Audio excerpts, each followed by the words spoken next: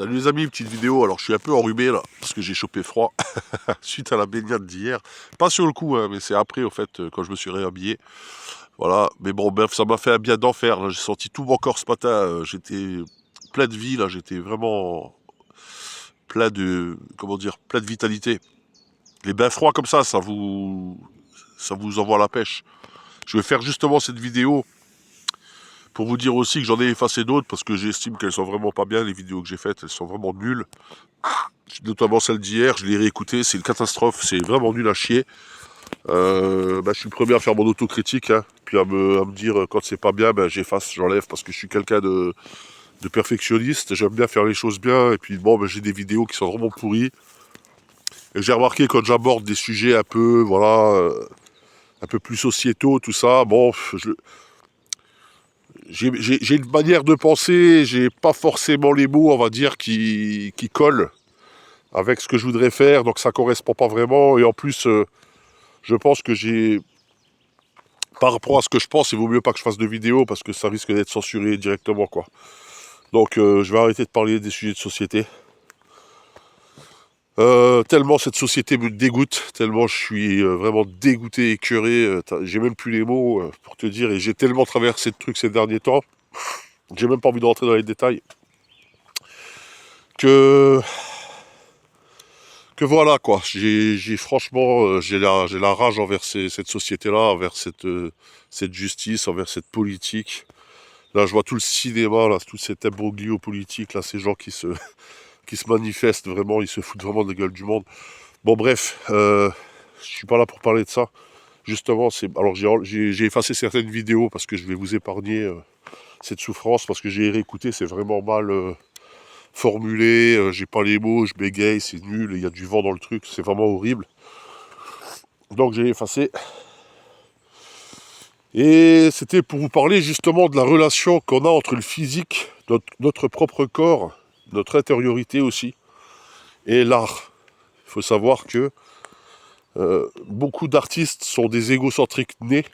Voilà, on fait part de l'égocentrisme dans l'art, et l'on fait plutôt bien, on va dire. Parce que l'ego, ça peut être vraiment un énorme, comment dire, sujet. Voilà, il y a énormément de matière dans l'ego. Parce que ce qu'on retrouve dans l'extérieur, on peut le retrouver dans l'intérieur. Je sais pas qui c'est qui disait que connais-toi toi-même et tu connaîtras les dieux. Voilà, l'univers. Est-ce que c'est pas un peu de nous aussi? Est-ce qu'on fait pas partie complètement de l'univers, et en allant chercher dans nous-mêmes, on n'a pas une part de réponse quelque part? Alors bien sûr, l'ego, voilà, c'est vraiment, comment dire, ça a été énormément traité par énormément d'artistes, hein, qui se sont peints en autoportrait, dans toutes les positions, dans toute leur complexité. Voilà. Ils se sont représentés absolument partout. Ou même s'ils ne se représentent pas directement, ils le font d'une manière symbolique. Et la représentation égocentrique, elle est projetée sur autre chose. Mais en général, un artiste, surtout les artistes les plus connus, ont quand même des égos assez démesurés. Il faut dire ce qui est. Et il faut se méfier aussi du discours moi j'ai pas d'ego, je mets ça de côté, je suis altruiste, je pense aux autres et tout avant moi.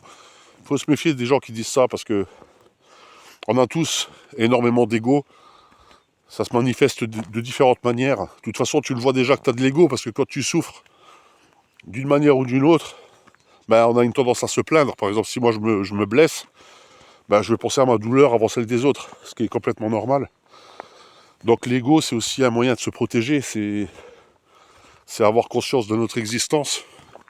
Donc il n'y a pas de mal à avoir de l'ego. Après, il ne faut pas que ça vire non plus à l'égocentrisme fou. Voilà. Donc moi, je sais que j'ai quand même de l'ego. C'est pas un ego surdimensionné. J'avais un ego surdimensionné quand j'étais plus jeune, on va dire. Et c'est vrai que souvent, quand je créais, je mettais en relation les personnages que je faisais avec moi-même, tu vois, dans des situations. Au fait, que ce soit une représentation anthropomorphique, humaine ou même animale, c'est moi que je mettais en scène.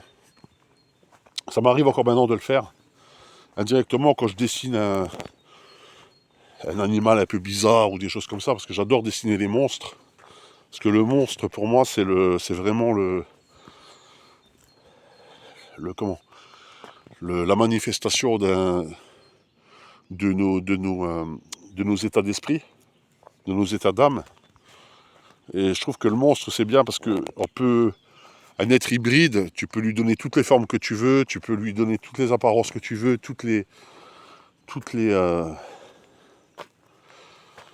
les expressions que tu veux aussi. C'est en cela que j'aime bien le monstre dans l'art, parce que c'est vraiment... il y en a beaucoup qui m'ont dit oui, c'est aussi un manque de maturité, de vouloir toujours dessiner des monstres et tout. Peut-être, alors dans ce cas je suis immature et tant mieux. C'est bien parce que je trouve que il faut cultiver une petite part de maturité, c'est sympa je trouve d'avoir toujours cet esprit enfantin quand on crée. Et moi je perds pas... Je suis essoufflé, excusez-moi, parce que je suis en train de marcher en montant là. Je suis pas... comment dire... Je suis plutôt d'accord que... En fait, j'ai pas changé, si tu veux, mon état d'esprit par rapport à quand j'étais gamin. Quand je crée, c'est toujours la même chose. Je raconte toujours les mêmes histoires, en fait. Voilà, quand je crée, je raconte des histoires. D'ailleurs, des gens, ils me l'ont dit, ça me raconte quelque chose. Quand tu fais ta peinture ou quoi, il y a une histoire derrière, il y a quelque chose. Tu sais, c'est expressif. Là-bas, il y a des chevreuils. Incroyable. Je vais essayer de me rapprocher. Donc voilà les amis, donc ouais, donc l'ego, bah, c'est vraiment un continent, hein. C'est un continent qu'on possède en nous, dont il faut prendre soin aussi. Et attention aussi à veiller à ce que ça ne devienne pas de l'égocentrisme. Voilà, c'est ça le truc. C'est-à-dire que créer pour son ego, c'est quelque chose de très très bien, contrairement à ce qu'on peut me raconter. Il y en a qui me disent oui, il ne faut pas créer par rapport à son ego, il faut créer par rapport à ce qu'on voit, la nature, tout ça. Mais même quand tu parles à la nature, tu mets de toi dedans. En fait, l'art, il y a toujours de toi-même à l'intérieur. Voilà, il y a toujours une partie de toi dans ce que tu crées, sinon je vois pas trop l'intérêt de créer. Si c'est pour s'inhiber complètement dans la création et ne plus exister. Dixit, la vidéo que j'avais fait sur la signature, là, tu vois, où il y a un moment, les artistes ne se représentaient pas et étaient exclus, on va se dire, de l'ordre artistique. Bah, sous prétexte que c'était commandité, on va dire, par le divin, le talent, le don. C'était quelque chose de répertorié comme quelque chose venant du divin. Donc à partir de là, tu ne pouvais pas doubler le créateur et prétendre créer à la place de Dieu. En quelque sorte, c'était un peu ça, quoi. Mais là, on a un peu changé, quoi. Je veux dire, pour moi, à mon sens, je sais, ça va faire criser certaines personnes. On est tous des dieux, quelque part. On est tous les dieux de notre univers, on est les dieux de notre environnement, tu sais, de ce qu'on crée. On est un peu des démiurges, pas dire des dieux, mais des créateurs, tu vois. Alors je sais, il y a les religieux qui vont me dire non, il n'y a qu'un seul Dieu, parce qu'ils n'y comprennent rien. Il faut savoir que dans ce qu'on considère être du polythéisme, notamment chez les Grecs, qui pour moi n'en est pas un de polythéisme, ce qu'on appelait les daimons ou les dieux ou les divinités, bah, c'était ni plus ni moins. Regardez comme c'est magnifique. Je ne sais pas si vous les voyez là. Est-ce que c'est pas aussi une manifestation ça? J'ai jamais approché des biches d'aussi près à pied. Voilà, est-ce que c'est pas... je sais pas si vous les voyez là-bas. Est-ce que ce serait pas des énergies? Voilà, il faut savoir que c'était des énergies cycliques. Ils courent là-bas. Vous les voyez? Magnifique, magnifique. Je suis au paradis les amis. Est-ce que c'était pas des manifestations cycliques, voilà, observées par les humains? Et dans le sens divinité, voilà, on y a mis comment dire, des symboliques pour pouvoir les représenter. Et je trouve ça super, quoi. En fait, au final, je trouve ça magnifique de pouvoir exagérer, on va dire, l'expression parce qu'on observe. C'est-à-dire que pour moi, quand tu es observateur et avec la sensibilité, ton ego, Voilà, ton ego justement va servir à réceptionner ton environnement. Si tu n'as plus d'ego, comment tu veux réceptionner? Comment tu veux créer si t'es complètement effacé, t'as plus aucune limite, t'as presque plus de pensée, t'es obligé de penser comme le groupe, t'es obligé de penser comme le. Comment tu veux avoir une pensée originale, un art original et particulier si tu fais comme tout le monde en fait, c'est juste pas possible. Pour moi, c'est juste pas possible. Donc c'est en cela que je cultive l'ego. Et aussi, j'avais fait la vidéo dans l'Hercule dans l'art, en fait, Hercule dans l'art, la représentation du corps musclé dans l'art. Pour moi, c'est important aussi cette, euh, cette relation avec le corps. Parce que le corps me parle. Tu vois, je sais que ça m'est déjà arrivé de peindre ou de dessiner complètement avec le corps. C'est même pas avec la main, c'est le corps qui vibre, quoi. Il y a des moments, c'est carrément le corps qui vibre. Le corps qui, pour moi, possède son intelligence et est intelligent. Il ne faut pas croire qu'il n'y a que le cerveau. Hein. Toutes les particules de notre corps est intelligent. La capacité de régénération des cellules, voilà, la peau qui se régénère, l'intelligence musculaire. Par exemple, je sais que moi j'ai fait pas mal de musculation. Et ben là j'ai arrêté, ça fait 6 mois. Mais je sais que le jour où je reprends, je vais reprendre du muscle. Parce que si tu veux, quand tu as ton muscle qui a travaillé, il garde en mémoire. Donc la mémoire, c'est étroitement lié à l'intelligence. Et voilà, donc pour moi, tout est intelligent. C'est-à-dire qu'il n'y a pas que le cerveau qui pense. On va dire le cerveau, pour moi, c'est le résultat, c'est l'accumulation de toute cette... de tous ces neurotransmetteurs, de tout ce qu'on perçoit par le corps, ce qu'on touche par le corps, ce qu'on touche par les sensations, voilà, par la sensualité, par la sensation du corps, par le toucher. En fait, ton cerveau, il va l'appréhender, il va s'en souvenir, tu vois. Une bonne expérience, ben, tu vas t'en souvenir, tu vas vouloir la réitérer, tu vas vouloir la refaire. Quelque chose qui t'a plu dans le passé, que tu as pris du plaisir à le faire, ben, tu vas vouloir le refaire.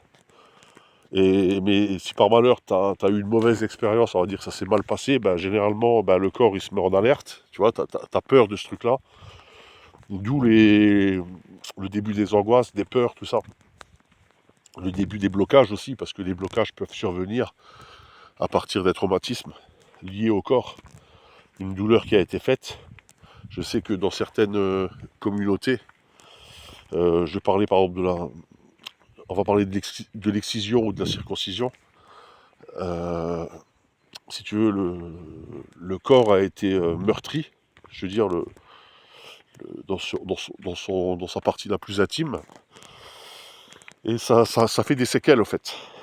Ils ont fait une expérience avec des gamins, si tu veux, tout ce qui est expérience avec les gamins, je déteste ça, mais bon, c'est un truc qui a été fait dans les années 70, je crois. Ils ont fait faire des dessins à des gamins avant la circoncision et après la circoncision. Et si tu veux, les dessins avant la circoncision, bah, c'était des petites fleurs, c'était voilà, une famille heureuse, un soleil et tout. Et après la circoncision, bah, ils ont représenté des trucs ensanglantés, des gens avec des jambes coupées, enfin tu vois, des pirates avec des yeux crevés, des trucs comme ça. Donc des mutilations qui ont été représentées. Bah, pour te dire que le corps, après ça peut être autre chose, hein. C'est-à-dire que le traumatisme, d'ailleurs tu regardes même les artistes qui ont été incarcérés ou qui ont vécu des traumatismes ou des souffrances, le traumatisme peut être réinjecté dans l'art. La souffrance, elle peut se manifester à travers l'œuvre artistique. Voilà. C'est pas que ça, mais ça peut jouer, quoi.